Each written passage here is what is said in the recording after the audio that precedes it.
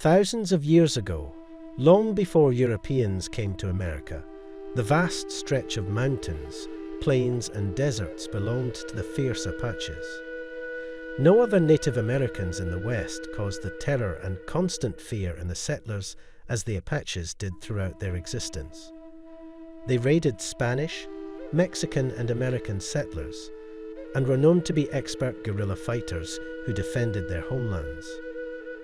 The Apaches are the original inhabitants of the American continent that migrated from Eastern Asia and Siberia over the land bridge of Beringia, now known as the Bering Strait, thousands of years ago during the Ice Ages.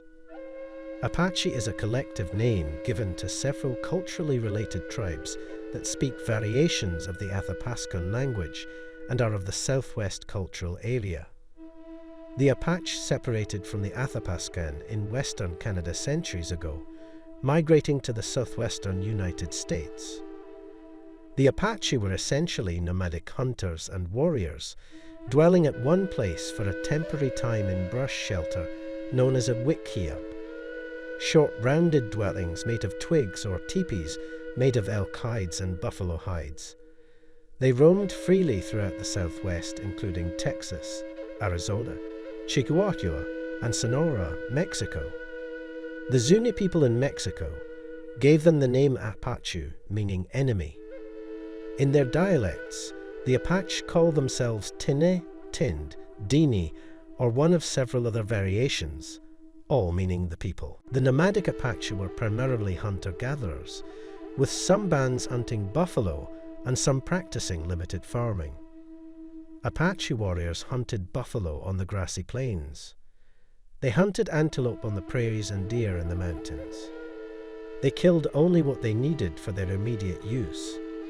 Their weapons were simple, but the men were swift and cunning hunters.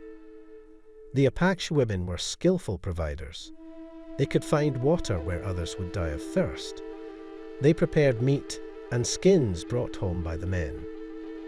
While the men hunted, the women gathered wild plants, foods, nuts, and seeds.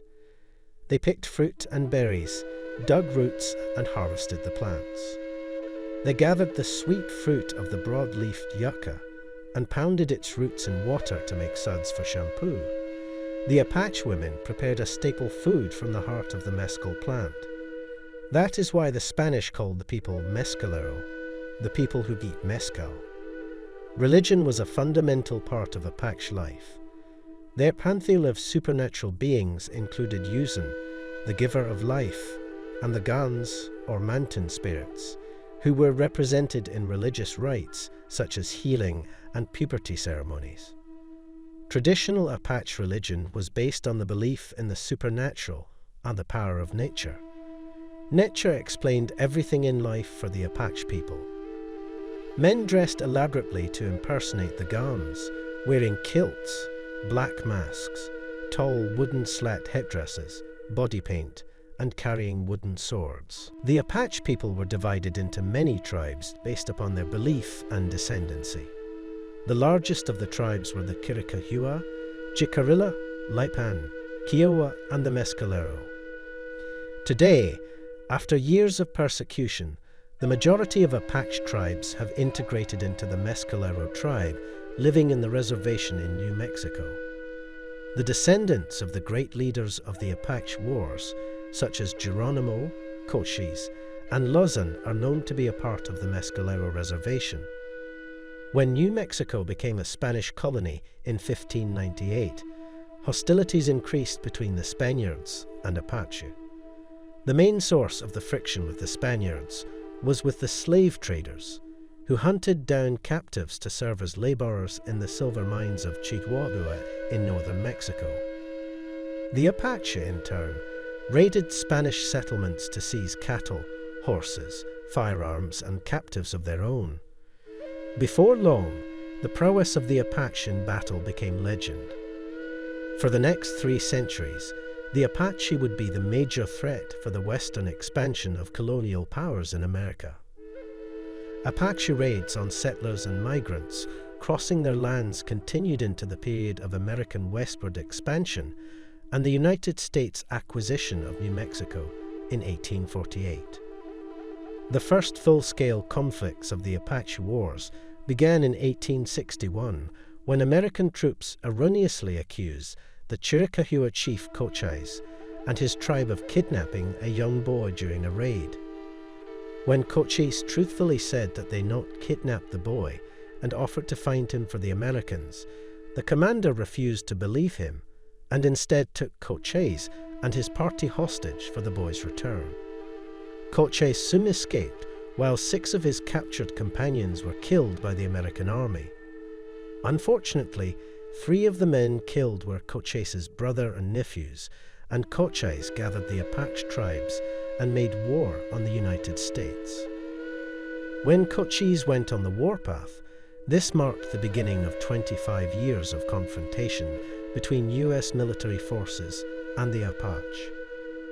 Cochise is reputed to have been the strategist and leader who was never conquered in a battle.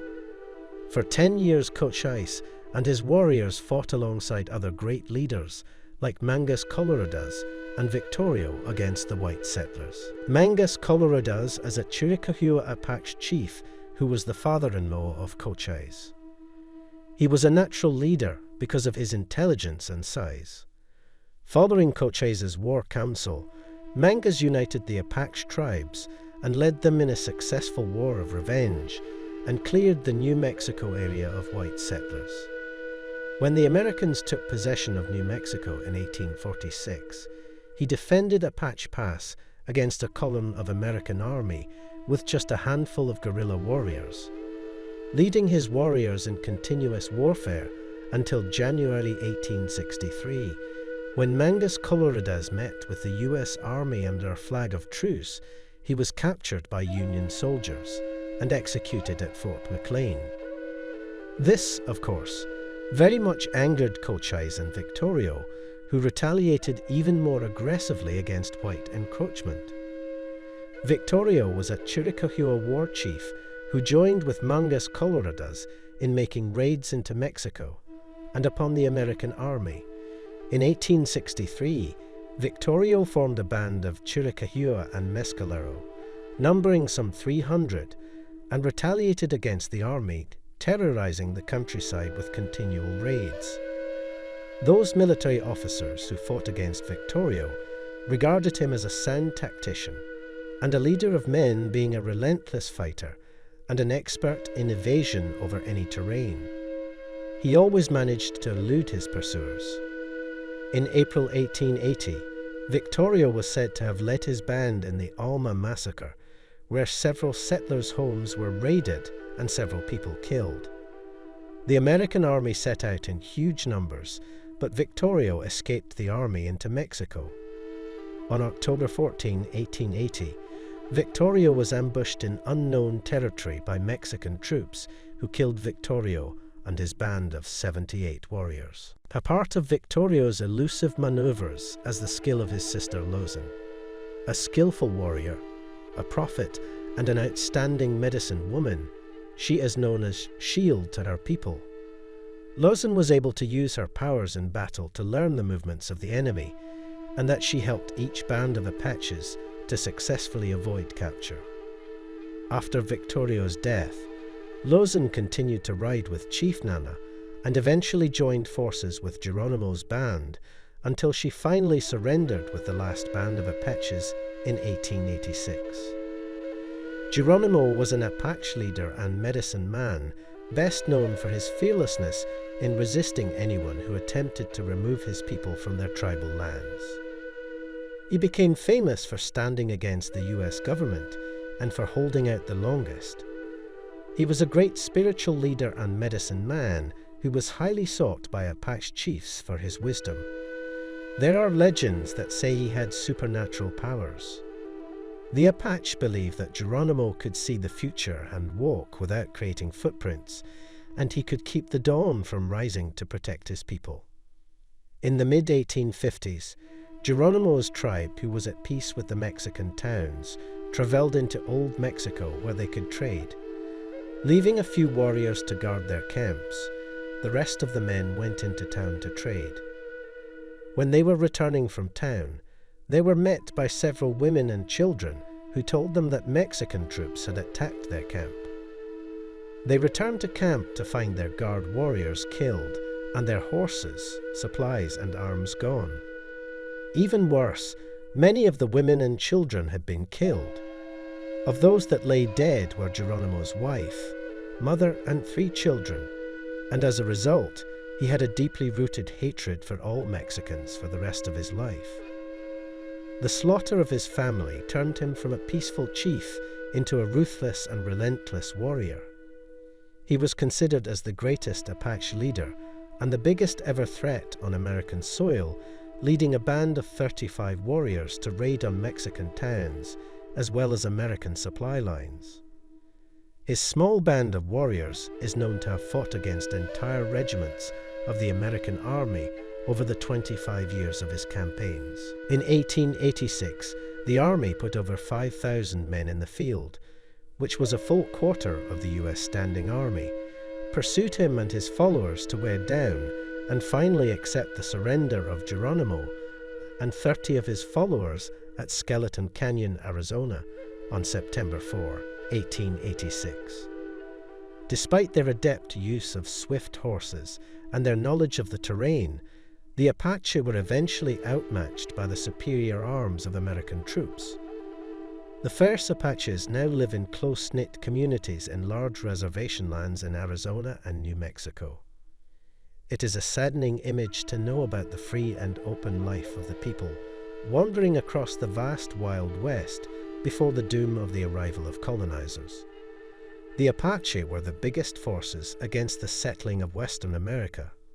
However, despite their adept use of swift horses and their knowledge of the terrain, the Apache were eventually outmatched by the superior arms of American troops. Stay tuned to find out more about the fierce tribes of Africa and their lives. Bringing the struggle of the people of yore into light, this is Time Capsule. Please like, subscribe and turn on the notifications so you don't miss out. Thank you for watching. See you again next time on Time Capsule.